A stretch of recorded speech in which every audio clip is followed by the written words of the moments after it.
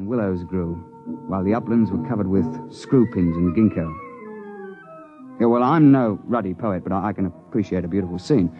Well, I was looking through the haze and sniffing the air. I got him! What the devil? You see it? There it goes! Confound it, you idiot! I told you not to shoot without word from me. And what happened? An ornithomine wandered out of the copse. Mr. James gave him both barrels, missed. Now, look here, James. One of the biggest dangers on a safari is trigger-happy sahibs who get panicky. You're not to shoot unless you're told. You understand? Who do you think you are to tell me when to shoot my own game? Now, look here. Firstly, if you shoot off all your ammunition before the trip is over, your gun won't be available in case of a pinch. And secondly, if you empty both barrels, what would happen if a big theropod should charge before you could reload? And finally, it's not sporting to shoot everything in sight. Is that clear? All right. Well, now then. First task is fresh meat.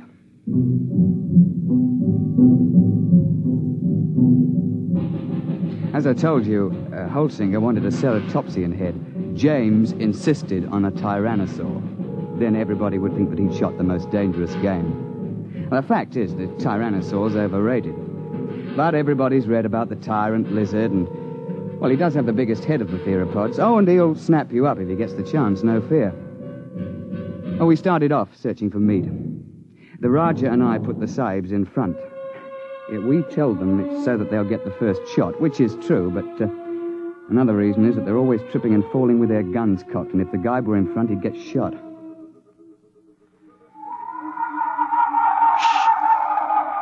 Boneheads. Where? See? Crouching over there. Feeding on those cycads. He's about the size of a man. They look intelligent. No, not likely. That bulge on the head is solid bone. Now then, hold on there, James. You've had your shot for the day. Hold your fire until Holsinger shoots. Yeah, sure. All right, go ahead, Mr. Holsinger. Doesn't matter which one? No, here. Try that one by the rock. There's a good clear shot. Well, take your safety off. Oh. Go ahead now. Well? Shh. Nuts, I've had enough of this. James, don't...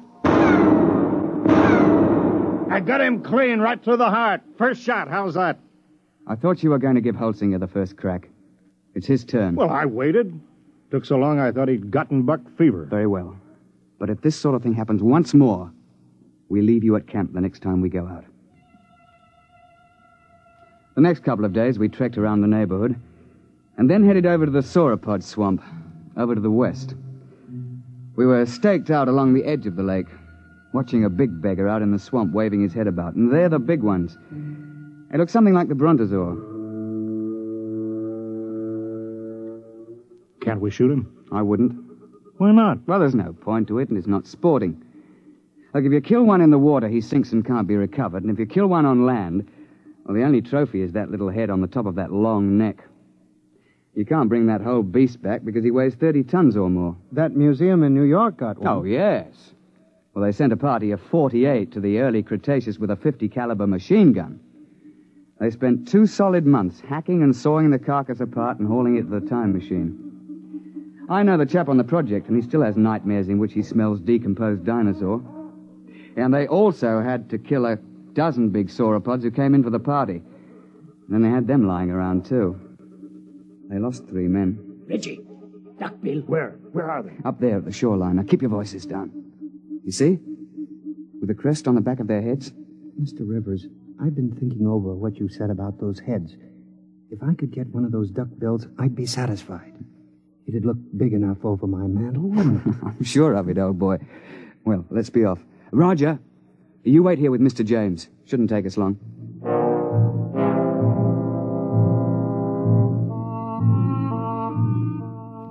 Holt and I crept along the shoreline, narrowing the range to the duckbills. I think I can make the shot from here. I'll be ready in a minute. My shoe is loose. He's getting away. I won't get a shot.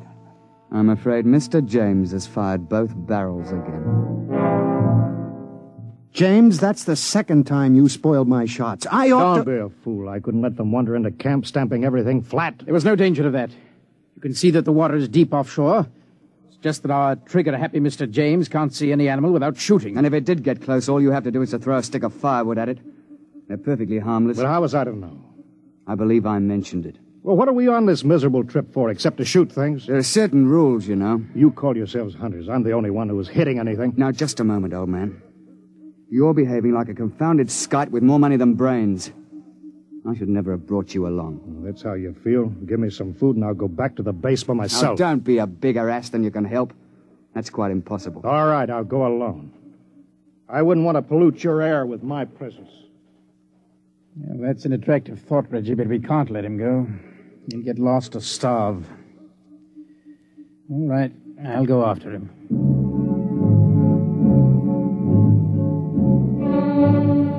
We stumbled along for several more days, James on his good behavior for a change. And on the 1st of May, we broke camp and headed north to the hills.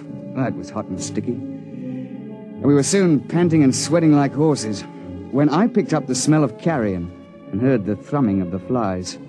We found a huge ceratopsian lying dead in a little hollow on the edge of the copse. He must have weighed 6 or 8 tons alive. Why couldn't I have gotten him before he died? That would have made a darn fine head. On your toes, chaps. The sauropod that's been at this carcass is probably nearby. How do you know? We see how the hide's been ripped off and the bones are scattered. Sauropods will hang around a carcass like this for weeks, gorging and then sleeping their meals off for days at a time. What do we do? Well, that's what we came after. Look, Roger, you take Mr. James through that way, and we'll parallel you 40 feet distant. Now keep your eyes open. It'll be hard to see in these woods unless you're right on top of him.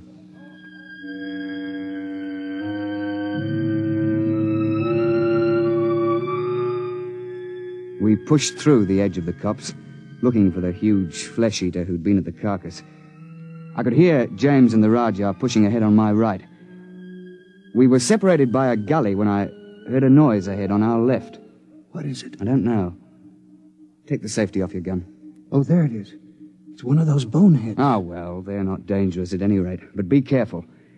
That sauropod might still be around. I've got him! Got him clean! Well, he's done it again. He shot the bonehead. I've got him! Look out! Look out! Tyrannosaur!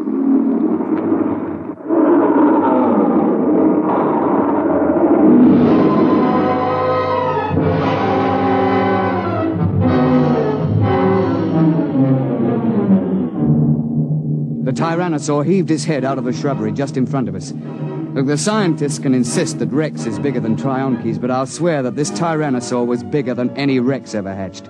It must have stood 20 feet high and been 50 feet long. I could see its big, bright eye and 6-inch teeth. He'd been sleeping off his last meal, and James fired off both barrels over his head at the bonehead and woke the Tyrannosaur up. Get back! Get back, you fool! His gun's empty and Roger can't get a shot. Found it, there goes the beast in behind those ferns. Holtzinger! Holtzinger! Come back! Your gun's too light for that beggar! James came bolting back in a panic and blundered into the Rajah, sending both of them sprawling under the ferns. The Tyrannosaur came after them to snap them up. Holtzinger began to blaze away. He got off 3 shots through the beast's body with that little light gun. The Tyrannosaur whirled around to see what was stinging it. The jaws came open, and the head swung around and down again. Holtzinger got off 1 more shot and tried to leap to one side. The Tyrannosaur continued its lunge and caught him in its jaws as he fell. Reggie! Stand clear! Heart's the only chance. It's no use, there he goes. Try a long shot. Ah, no, missed him clean. Poor Holtzinger. Well, that's the end. You stopped screaming. Did you notice? Oh, yes. Well, I expect we'd best track the beast. He might be dying. We should try to recover Holtzinger's remains. Yes, there's nothing else to do. No, nothing.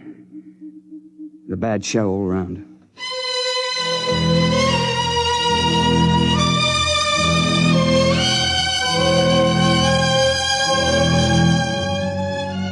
An hour later, we gave up.